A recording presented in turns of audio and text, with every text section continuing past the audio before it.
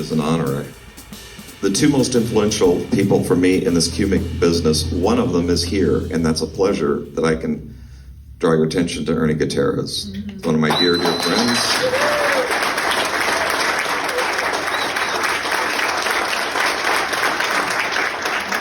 I've been telling people forever, Ernie's design work and his execution has been absolutely perfect and breathtaking for many, many years. And then here's the other fact. He's made more money in this business than all of you. And he enjoys doing that. And he's still doing that. Ernie started making cues in the early 60s, and you guys have seen his 64 cue, which was just out of the box.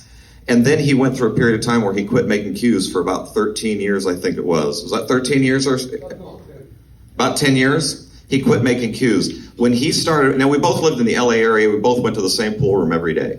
So when he started making cues, I started my shop at the same time. It's not like he ever told me how to do anything. It's not like he ever explained any technique. No. He looked at my cues then just the way he does now. Yeah. Is that about right, Ernie? Yeah, so it's a pool cue. But he allowed me in his shop, and we talked about machines, and we told great stories, and we were in the pool room every day. And I love him. I love Luce. He's one of my absolute idols. So big round of applause for Gina Q and Ernie Gutierrez.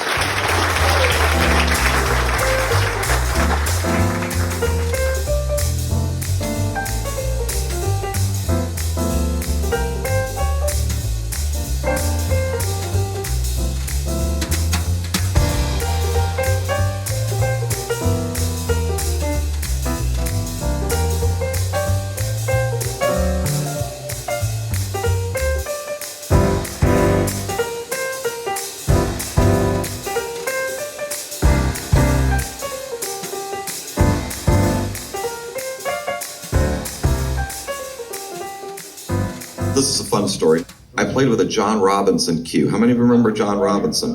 Lived in Santa Barbara. Great cue maker, really out of the box, amazing stuff, very modern art kind of thing. I played with a John Robinson cue.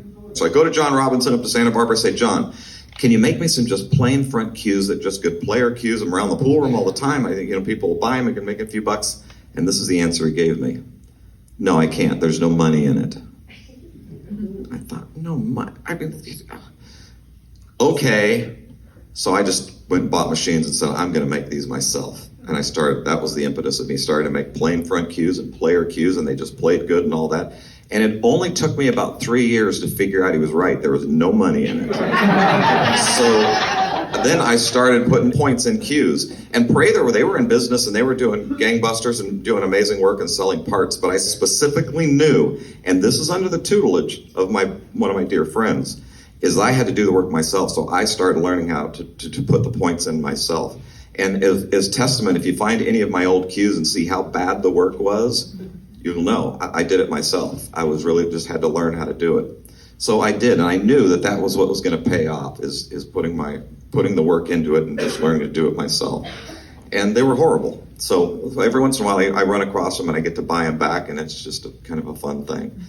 Now, me and Thomas were contemporaries. He'd been making cues a little bit longer than I had. We met each other, I was probably just a few years into making cues. I had the pantograph. He made some templates for me, used his CNC machines and cut out some templates for me. And those first cues I did with that squares design, those were templates that he cut out for me. Now, here's the other end of this story. Him and Leonard Bloodworth were collaborating and making a CNC machine, for cue makers and using the technology and everything. And of course, they had some kind of a falling out. I can't imagine how anybody would have a falling out with Leonard or Thomas, but it happened.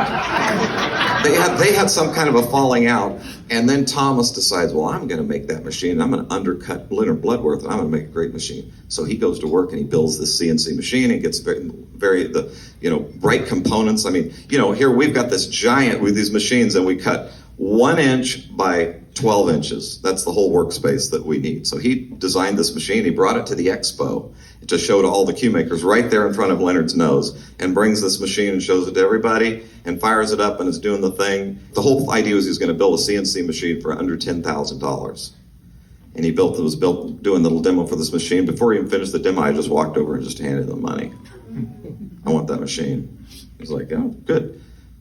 So I started using that machine. He taught me how to design and use Mastercam and all this stuff. And of course, he never made another one of them because there was no way to make any money out of making machines for $10,000. So me and Thomas have been best friends ever since. And those original gallery shows that we did, it was our sweat equity. We were in there working side by side, and hammering and nailing and building things. And I would say Thomas Wayne is the smartest person I've ever met.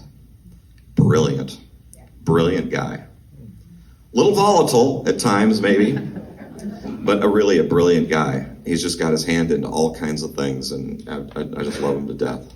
So as far as a trailblazer, this is the last thing I'm going to say to you about Thomas. He would come to shows, and the designs that he would do, and you can throw Ernie in the list, you can throw Bill in the list. He would do designs. People could not even figure out what he was doing.